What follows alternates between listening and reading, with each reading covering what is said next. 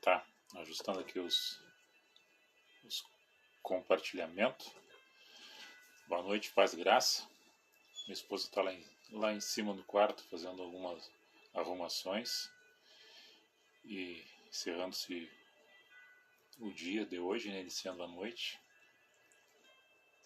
Vamos trazer uma mensagem sobre o sonhador José, filho de Jacó, um dos 11, né? Se fala de 12 filhos homens, mas tinha uma mulher, né? Tinha uma mulher também que dentro do conjunto dos filhos também fazia parte da família de Jacó com Rebeca. Raquel, né? Esposa de Raquel. Na verdade, Jacó desposou Lia e Raquel, que eram irmãs, e eram primas dele, né? Filhas de Labão, de pais Bilá e Zilpá, que eram as suas concubinas. E José nasceu da união de Raquel com Jacó. Era um das 12 tribos de Israel. E nós vamos falar um pouco sobre esse sonhador, sobre este personagem histórico, bíblico, que nos traz uma referência das coisas como acontecem, né? Bilá é o nome de uma das filhas. Zilpá e Bilá é uma das concubinas, né? Então conversar um pouco, conhecer um pouco. E uma das filhas do conjunto dos que só chamamos homens, né, as 12, mas daí tem a mulher, a Lia, que é uma das filhas. E vamos fazer referência da tua vida, do comportamento da sociedade com a vida de José na presença de Deus. Os desígnios da vida de cada um, né, a gente segue o fluxo. E quando entra no mar a correnteza chamada-se repuxo, né, te leva, mas ele te leva um pouco, não adianta às vezes tu forçar. Então às vezes tu não conseguirá, não vai conseguir sair do repuxo. Então tu leva, nada a favor. Daqui a pouco ela te alivia e tu consegue sair, ou mais para cima ou mais para baixo do local que tu entrou, né, sem bater o pavor. Então segue o fluxo. Às vezes a nossa vida também é assim. Tu é puxado, tu é empurrado, tu é levado, tu é deixado, tu é... De uma certa forma, as revoltas acontecem. E tu faz parte do conjunto dessa ópera. Todos nós fizemos. Só que às vezes as reações são adversas, e às vezes as reações prejudicam mais propriamente a pessoa, né, do que ficasse simplesmente o fluxo, seguir o fluxo. E as coisas vão acontecendo. E as respostas advirão. E alguém vai ver depois. Pode demorar, pode ser mais rápido, pode ser mais demorado, pode ser lento, não é no teu tempo, é no tempo de Deus. Agora o tempo de Deus que nós falamos é que você deve sentir essa presença de Deus dentro do coração, entronizado, consistente, vivendo esse grande Espírito, eu sou, na tua vida, para que possa entender e compreender os desígnios de Deus na tua vida. Então eu vou ler um texto aqui, vamos estar contextualizando nesse assunto. Não vamos ser muito extensivo, né? Não ser muito demorado. Nessa sexta-feira, 2 de julho, Dia Nacional dos Bombeiros. Eu vou ler alguns versículos do capítulo 37 do livro de Gênesis. Olha só. A partir do verso 19. E disseram uns aos outros: Eis, lá vem o sonhador. Vinde, pois, agora e vamos matá-lo e vamos lançar nesta cova. E diremos, vamos dizer assim, ó, uma besta fera que pegou ele, né? A gente faz uma desculpa, inventa uma história.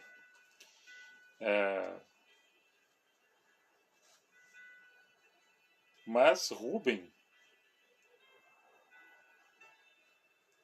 que é o irmão mais velho, né? Eles queriam, vamos lançar, vamos lançar na cova, vamos matá-lo. Aí a gente diz que uma besta fera comeu, depois veremos o que será dos seus sonhos. E o Rubem, que era o irmão mais velho, livrou ele das mãos dos seus irmãos, disse: não façamos isso. Não vamos tirar a vida dele. Também disse Rubem: não derrameis sangue, lançai-o nessa cova que está no deserto.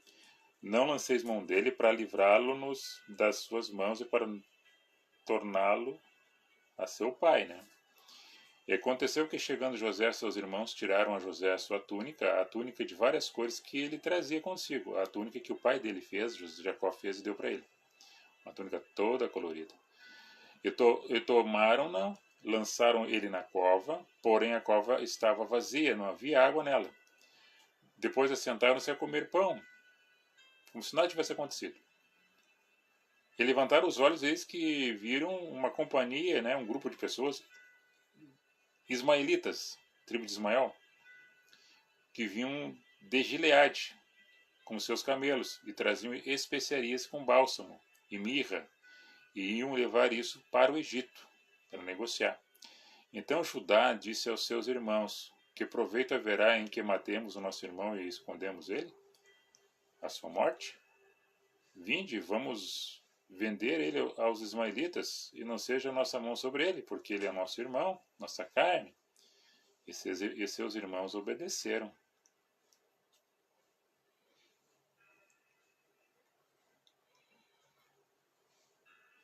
Passado, pois, né? Tornaram, pois, Rubem à cova, eis que José não estava na cova, então rasgou suas vestes, e tornou seus irmãos, disse: o moço não apareceu, e onde irei? Passado, pois, os mercadores medianistas tiraram e alcançaram José da cova, venderam José por 20 moedas de prata aos ismaelitas, os quais levaram José ao Egito. Depois, voltando Rubem à cova, vendo que seu irmão não estava ali, rasgou suas vestes, e tomou seus irmãos e disse: o moço não aparece, aonde irei eu? Então tomaram a túnica de José e mataram um cabrito, sujaram de sangue e enviaram a túnica de várias cores na presença do seu pai e disseram: achamos essa túnica, conhece agora se esta será ou não a túnica do teu filho? E conheceu e disse: é a túnica de meu filho, uma besta fera o comeu certamente, e foi despedaçado José. Então Jacó rasgou as suas vestes e pôs pano de saco sobre seus ombros e lamentou seu filho muitos dias, ou seja, entrou de luto. E levantaram todos seus filhos, todas as suas filhas, para o consolar, e recusou, porém, nenhum que pudesse consolá-lo. Na verdade, com choro, eles desceram meu filho até a sepultura, assim chorou seu pai, ou seja, vou chorar até a morte. E os midianitas venderam no Egito a Potifar, um eunuco de Faraó, que era capitão da guarda. Até aqui. Agora, esse menino aí, José, tinha aproximadamente 16 a 17 anos quando isso aconteceu com ele. 16 a 17 anos, isso segundo os historiadores, né? Estudiosos, teólogos. Sabe por que isso aconteceu com José? Porque alguns dias anteriores, o pai dele fez uma túnica toda colorida e deu de presente para José. Que na sua velhice, Jacó tivera esse filho já na velhice.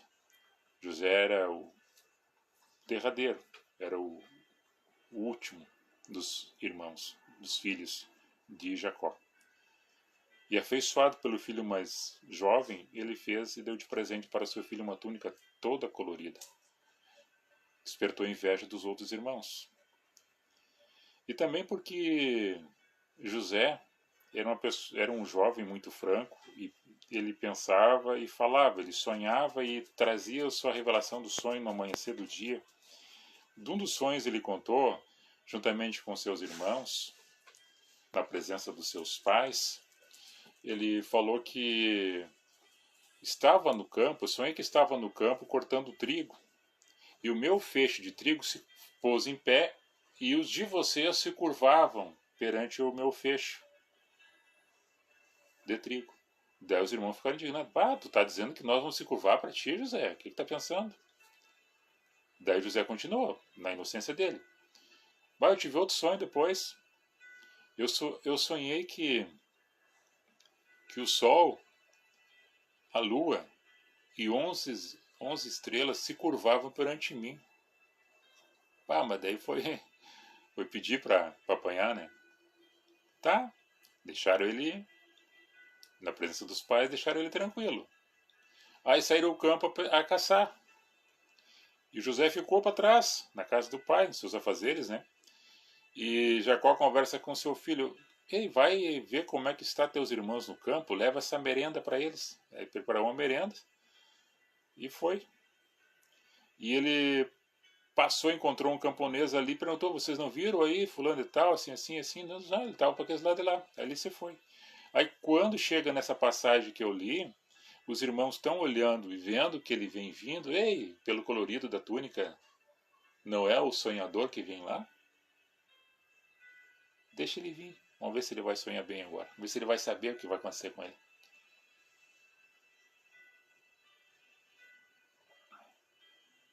Já queriam matá-lo. O irmão mais velho interveio e disse, não vamos fazer isso, que o sangue dele não cai sobre nós e o pai também não vai nos castigar e Deus, né, que soberano, vai pesar sua mão sobre nós. Eles achavam que o pecado menor seria deixar ele numa cova, passar fome, passar sede. Deixaram ele ali, se castigando. Só que daí o Rubens saiu na sua caçada e os seus irmãos estavam comendo pão, não se importando com o irmão. Daqui a pouco vem uma tribo, né, uma turma de ismaelitas se dirigindo em direção ao caminho para o Egito. Segundo o relato, a terra de Canaã, terra dos hebreus, de Canaã para o Egito, aproximadamente em torno de 840, conforme o itinerário que pegasse, de 840 a 450 quilômetros era o percurso para chegar na terra de Canaã. E os camelos levando especiarias. Então, vamos pegar esse... Tiramos a túnica dele, vendemos como escravo, não matamos ele e feito negócio. E aí venderam. Por algumas moedas de prata, e você foi com a tribo dos ismaelitas. Provavelmente chorando, né? Se apartando da família, não entendendo por que os irmãos estavam fazendo isso com ele, a ponto de querer matar. Daqui a pouco já estão vendendo como escravo, uma pessoa livre. Os ismaelitas pagaram por ele e lá revenderam ele para esse Potifar, que era um servo, um general, eunuco do faraó. E assim ele entrou nas terras de Potifar, na casa de Potifar, e começou a trabalhar como escravo. Só que ele tinha um discernimento muito forte da parte de Deus, José, que vinha suas revelações do comportamento, do conhecimento, da ciência e do aprendizado, tanto humano como divino. E aquilo que ele falava prosperava. Aonde ele botava a mão era abençoado, multiplicado. Ele começou a aprender o idioma egípcio, os costumes egípcios na casa de Potifar. E a fazenda de Potifar começou a render mais as suas produções, as suas criações e as suas fazendas. De tal forma que Potifar, vendo a capacidade desse jovem, lhe colocou como administrador da fazenda. Já era chefe dos empregados do Potifar, já não era mais aquele escravo, ele já tinha uma autonomia e uma certa liberdade. As coisas começaram a melhorar para José na casa de Potifar, até que a esposa de Potifar seduziu o garoto para levá-lo para a cama dela. Ele recusou, dizendo que não faria isso com o seu senhor, não ia desonrar o seu senhor, ia respeitar o seu senhor.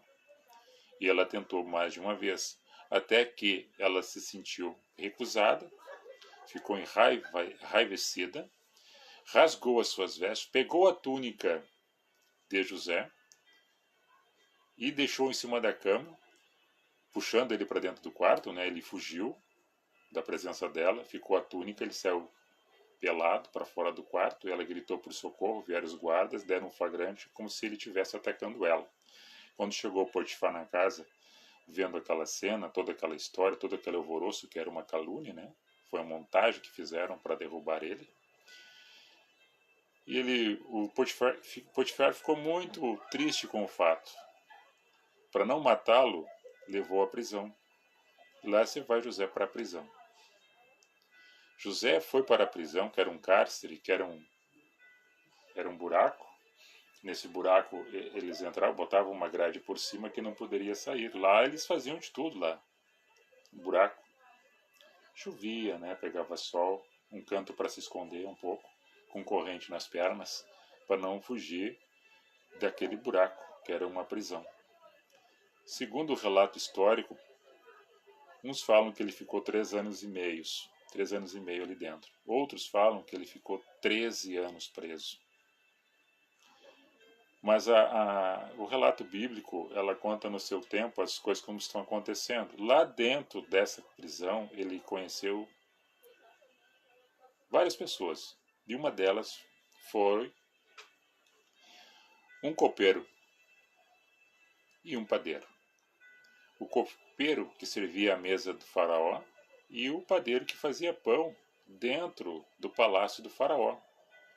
E eles estavam presos ali por alguma coisa que eles cometeram dentro do palácio, alguma atividade que eles fizeram errada, eles estavam presos ali. E eles estavam muito preocupados com os sonhos que eles tinham tido, pois o padeiro sonhou que carregava um cesto na sua cabeça e as aves do céu vinham e comiam o pão que ele carregava sobre a sua cabeça. Já o copeiro sonhou que ele espremia as uvas direto no cálice do faraó. E eles estavam preocupados porque eles não tinham interpretação daquele sonho. Quando José ouviu o que eles contavam, disse, não, eu posso conversar com vocês, o que está acontecendo? Eles conversaram, contaram o sonho, disse, olha, eu não posso revelar, mas o Deus que vive em mim vai revelar para vocês o sonho. E disse que o sonho do padeiro não era um sonho muito bom. O sonho que o padeiro tivera, a interpretação era que em 3 dias tu vai ser tirado daqui e a tua cabeça vai ser cortada. Ou seja, tu vai ser morto. Já tu que sonhou que está espremendo uvas no cálice do faraó, tu vai ser tirado daqui e vai servir à mesa do faraó, no palácio, dentro de 3 dias. Isso vai acontecer. E de fato, passou os 3 dias, vieram os guardas do faraó, chamaram o padeiro, levaram ele e o executaram. Já o copeiro, tiraram ele dali e levaram para o palácio. Quando ele está saindo do palácio, José disse para ele, não esqueças de mim quando estiver lá. E passou-se o tempo, nunca mais o copeiro se lembrou de José. Agora ele estava na boa, né, no palácio, comendo, bebendo, servindo, folgado, livre, leve e solto. Esqueceu do amigo que revelou o sonho para ele. Nunca mais. Mas aí o que acontece? Faraó tem um sonho. Faraó tem um sonho e já depois de acordado do sonho, ele ficou muito preocupado, porque ele sonhou com 7 vacas magras que comiam 7 vacas gordas e não se saciavam. E sonhou com 7 espigas gordas com 7 espigas magras de milho. E ele ficou preocupado, aí chamou os sábios, os sátrapas, os inteligentes, os adivinhadores, que viesse até ele e revelasse o sonho. Nenhum deles conseguiu revelar o sonho. Nenhum deles trouxe o contentamento da revelação do sonho para o faraó. E ele dispensou de um por um da presença dele. E a angústia permaneceu. Foi daí que o copeiro ouviu a angústia do rei, né, o faraó, rei. Disse, não, eu conheci um na prisão, o hebreu, que ele nos revelou o sonho para mim e para o padeiro, e assim como ele revelou, aconteceu. Daí o faraó disse, tragam ele na minha presença. Foram lá chamar faraó, mandou o faraó chamar, né? Aí foi lá o soldado, tirou José do cativeiro, disse, olha, te apresenta na presença do rei. O faraó quer falar contigo, mas te prepara. Bom, então ele foi tomar banho, foi fazer a barba, foi colocar vestes, né, apresentáveis, e foi à presença do faraó. Aí disse, eu sou teu servo. Daí ele contou o sonho. Contado o sonho, disse, olha, não sou eu que vou te, não serei eu que vou te revelar, mas o Deus que eu sirvo, o Deus de Israel, o Deus dos meus pais vão te revelar. E eu vou só passar a informação que recebo da parte de Deus para você. Ele disse então que nós teremos aqui na terra, a terra toda vai ter 7 anos de fartura. Aí vamos cuidar dessas plantações, dessas colheitas, e nós temos que armazenar essa colheita para que, quando chegar os 7 anos das vacas magras, a gente tenha essa abastância para manter os 7 anos de sequidão e sem fruto na terra. Como é que eu faço isso? Não, tu tem que fazer silos, tu tem que fazer armazém, tem que fazer depósito para guardar os grãos. Daí o que acontece? Traz lá as vestes de governador, traz o anel, que agora tu vai estar como governador abaixo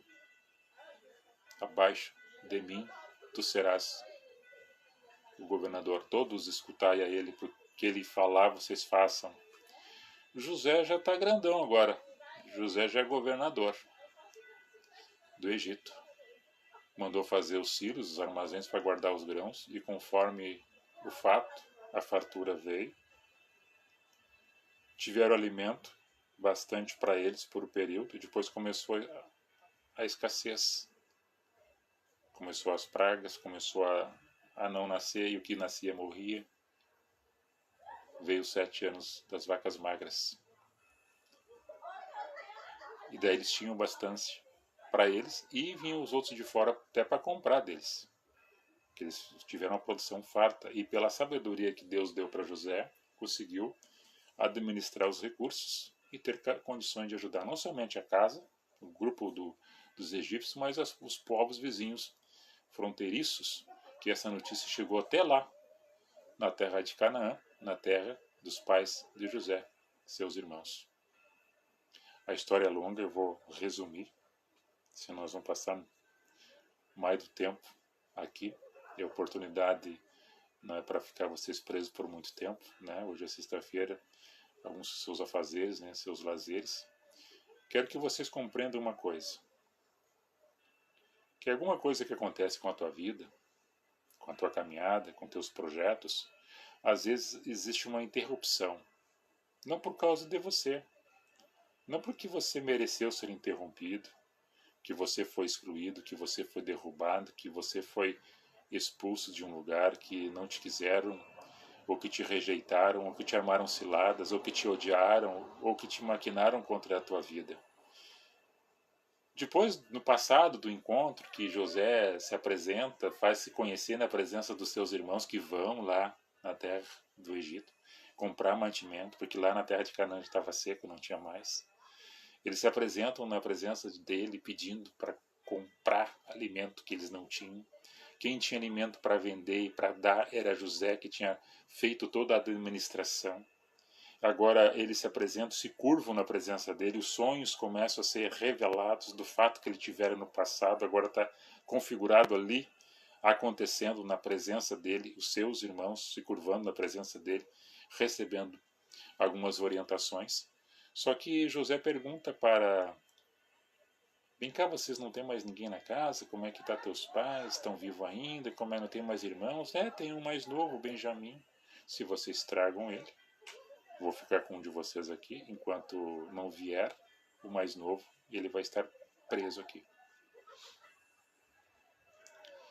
E assim foram trazer Benjamim. Chegou lá para contar para o pai dele, Jacó. Jacó chorou, mas por que vocês disseram que tinha mais um filho? O meu mais novo,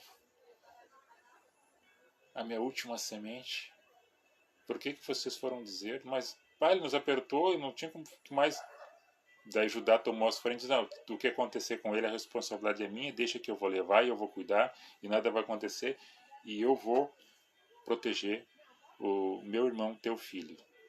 E assim fizeram. Levaram o Benjamim, o mais novo. Quando o José viu o seu irmão mais novo, que era filho da mãe dele, que era de Raquel também, com o seu pai, ele ficou muito emocionado, teve que se esconder no quarto e chorar, porque amava a sua família. E esse irmão mais novo, que ele não tinha conhecido ainda, não tinha tido contato com ele, era a primeira vez que estavam se vendo. Os outros irmãos eles tiveram a convivência por um período difícil, mas tiveram, principalmente o José, enfrentando dificuldades. Dispensou eles com os mantimentos, colocou uma taça propositalmente na bagagem de Benjamim, uma taça real, mandou um dos soldados colocar lá, de forma secreta, para supondo que eles tivessem roubado. Os soldados interferem na viagem de volta, acham a taça, prende eles, levam de volta ao palácio. José faz um teatro dizendo: por que vocês fizeram isso comigo? Não bastava eu ajudar vocês, vocês têm que roubar.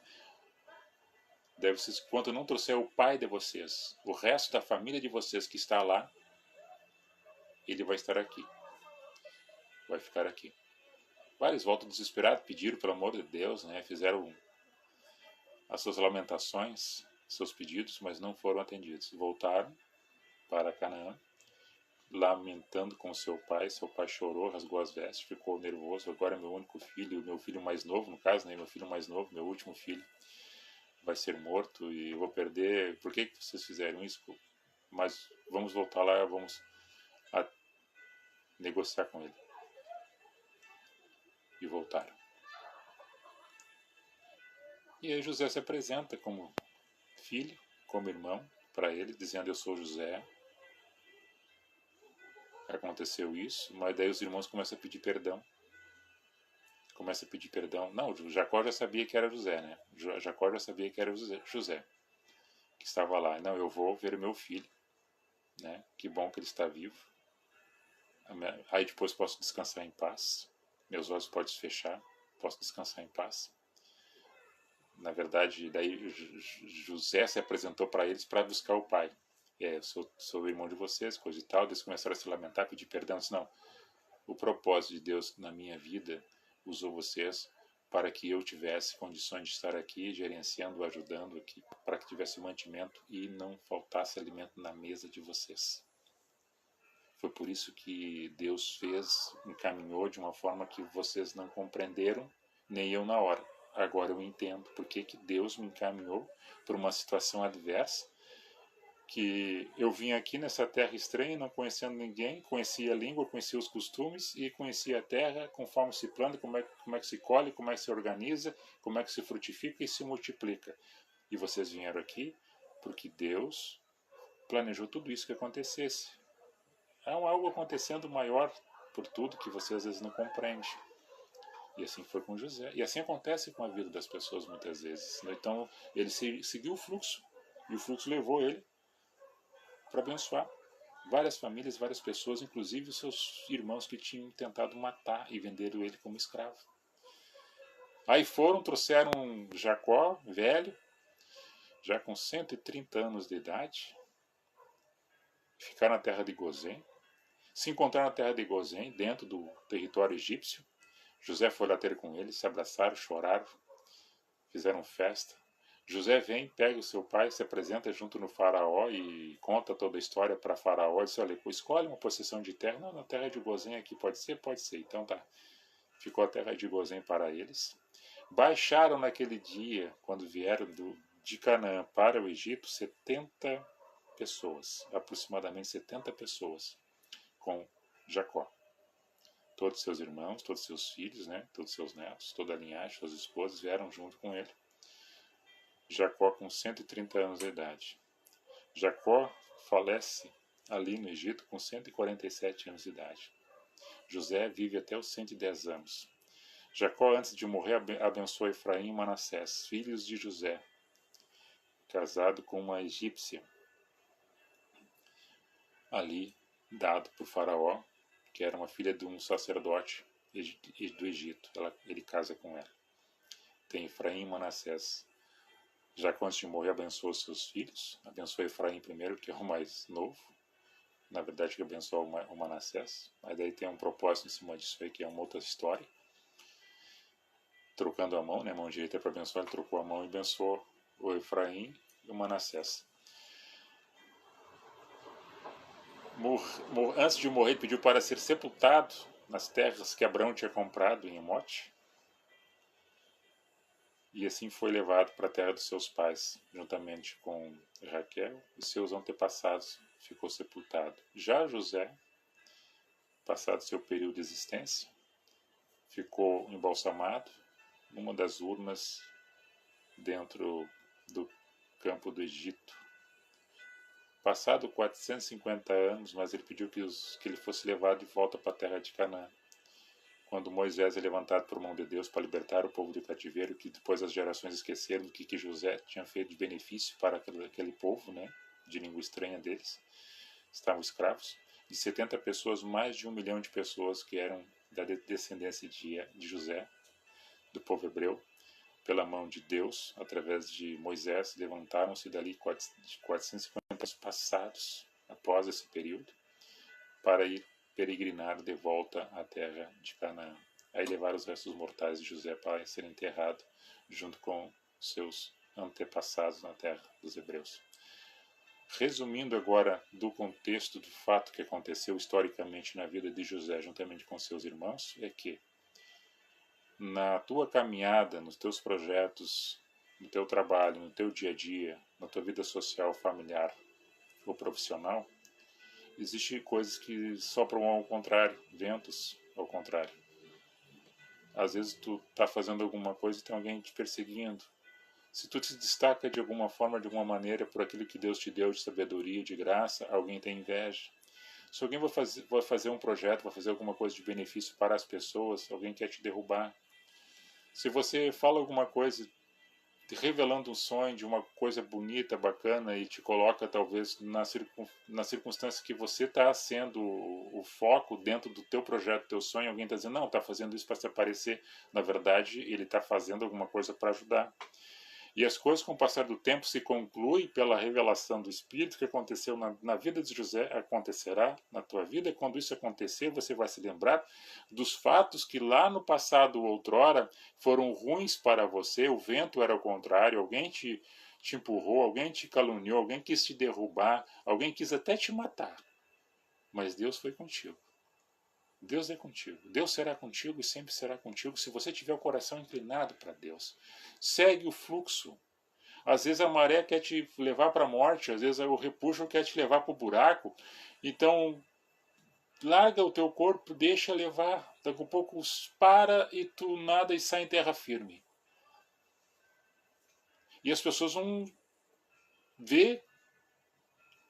Alguém poderá reconhecer, talvez, como os irmãos de José reconhecer, a falha que tiveram contigo por querer te derrubar, querer te matar, te destruir, te colocar longe dos olhos do pai, da própria família, de um grupo de pessoas, para que não fosse tanto olhado, tanto abençoado pelo seu parente, ganhando um presentinho do seu pai, do seu familiar, e os irmãos tendo a capacidade de matar um animal, dizer que foi morto por um bicho, e manchar a veste de sangue e devolver para o pai. Olha o que sobrou aqui da túnica que tu fez para o teu filho querido. E o pai chorando. Disse, agora eu vou morrer de velho, não vou ver mais o meu filho, vou morrer com esse drama, vou morrer de luto. Quando ele sabe desse fato, dessa notícia, José está com 30 anos de idade agora lá no Egito, quando ele é colocado governador. Ele saiu com 17 por força contra a sua vontade. foi colocado num buraco contra a sua vontade, foi vendido como escravo contra a sua vontade, foi parar na casa de Potifar contra a sua vontade, foi para a prisão contra a sua vontade, foi para o palácio contra a sua vontade, mas a mão de Deus sempre estava sobre ele. Depois ele entende tudo o que aconteceu, ele faz uma retrospectiva dos fatos que aconteceu na vida dele, e ele olha para tudo que aconteceu e diz assim, pá, mas Deus sempre foi comigo. Deus nunca me abandonou. Os meus irmãos quiseram me matar. Os meus amigos me deram as costas, mas Deus nunca me rejeitou. Deus sempre esteve comigo. E eu entendi, depois dos fatos quando acontecidos, que onde eu passei eu abençoei gente. Onde eu botei a planta dos pés, as pessoas foram abençoadas. Aonde eu coloquei a mão, onde eu abria a minha boca e falei, as pessoas receberam graça e virtude da parte de Deus. E tudo aquilo que foi feito foi por intermédio da graça do Espírito Santo que me foi concedido. E assim é contigo, se tu crê. Há uma revelação muito maior do que esse plano terreno, sabe, cheio de imundícia e pecado. Essa CPI nojenta que está acontecendo aí, tanta coisa errada, tanto conluio, tanta falcatrua, tanta mentira, tanto circo, tanta palhaçada, tanto teatro.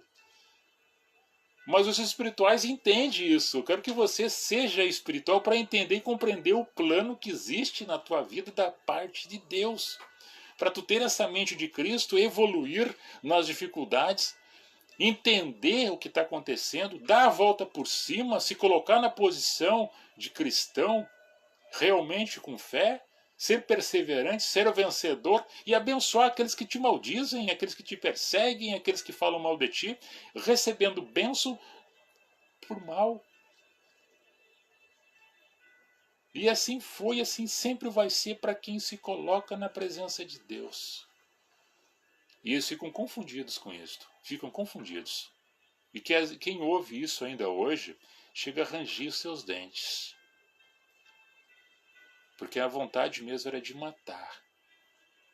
Quem pensa muitas vezes ao contrário, que não faz parte do pacotinho, né? Do conluio, das falcatruas, não faz parte do joguinho. Tendo uma vida reta, tentando ser, buscando em Cristo a santidade, mas sendo cheio de defeito, de falha, de pecado, miserável homem que nós somos e mulheres que somos. Mas um pouquinho só da graça de Deus me basta.